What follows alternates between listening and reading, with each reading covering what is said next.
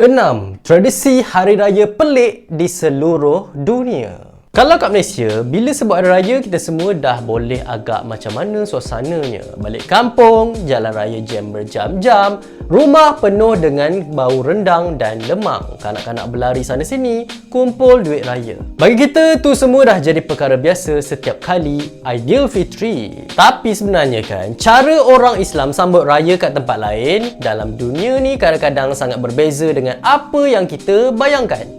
Ada tradisi yang dah wujud beratus-ratus tahun. Ada yang datang daripada budaya tempatan dan ada juga yang kalau kita dengar mungkin buat kita rasa pelik. Walaupun semuanya masih berkisar tentang kegembiraan selepas sebulan berpuasa, cara setiap masyarakat meraihkannya boleh jadi sangat unik dan tak dijangka. Jadi, dalam video kali ini kita akan jelajah beberapa tempat di dunia untuk tengok tradisi-tradisi hari raya yang paling luar biasa yang mungkin ramai orang tak pernah tahu pun wujud.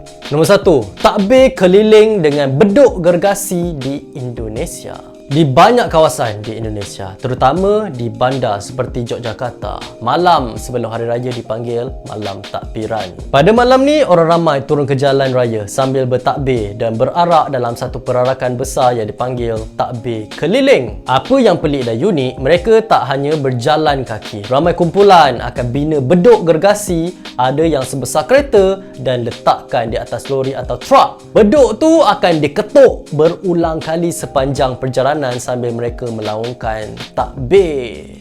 Ada juga kumpulan yang menghias lori dengan lampu, replika masjid, kapal atau pelbagai bentuk kreatif. Perarakan ini boleh berlangsung berjam-jam sampai lewat malam. Kadang-kadang suasana seperti festival besar dengan bunyi beduk, takbir dan orang bersorak di sepanjang jalan.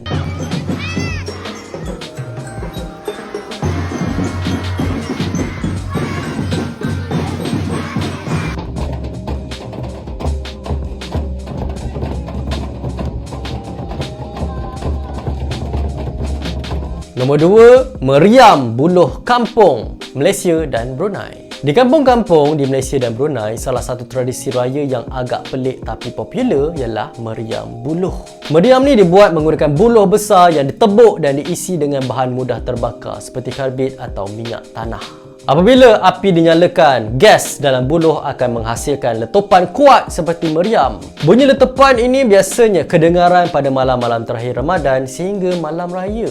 Di setengah kampung, orang muda akan buat pertandingan meriam buluh paling kuat atau paling besar. Walaupun bunyi kuat tu boleh mengejutkan orang bandar, bagi masyarakat kampung ia dah menjadi sebahagian daripada suasana raya yang meriah.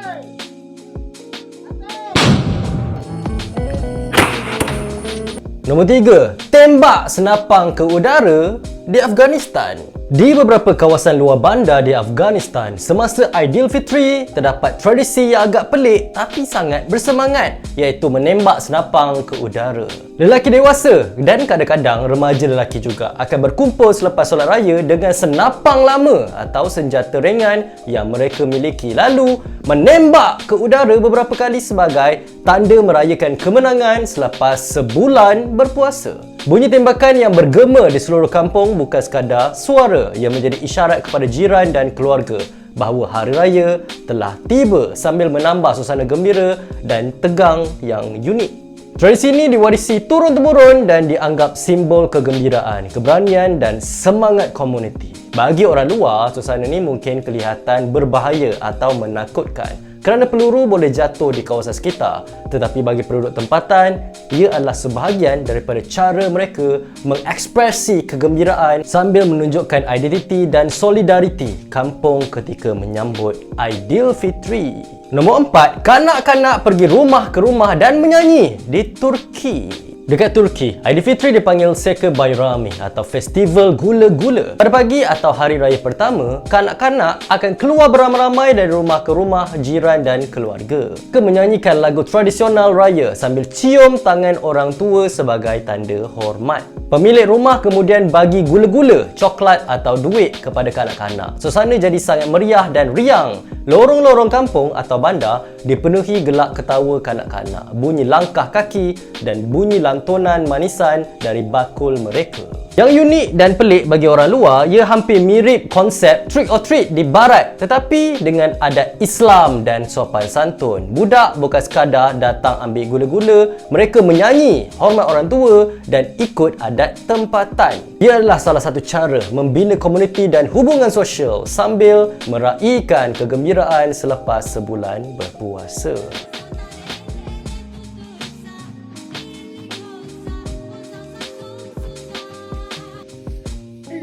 Bayramımız mübarek olsun.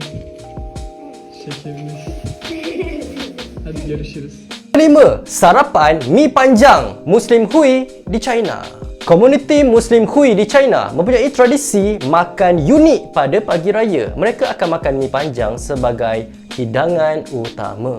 Mi yang panjang tu melambangkan umur panjang, kesihatan dan rezeki yang berpanjangan. Oleh sebab tu, mi biasanya dimasak tanpa dipotong supaya simboliknya kekal.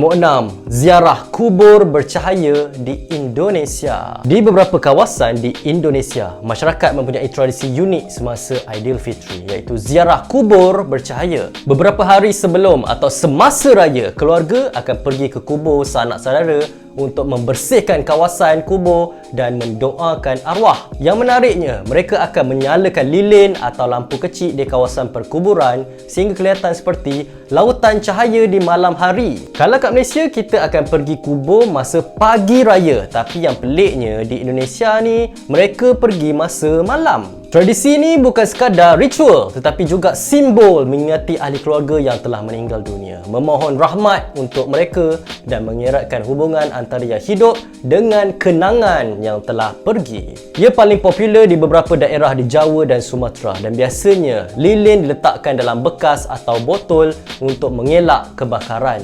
Tradisi ini dianggap salah satu cara paling unik dalam menyambut Aidilfitri di Indonesia.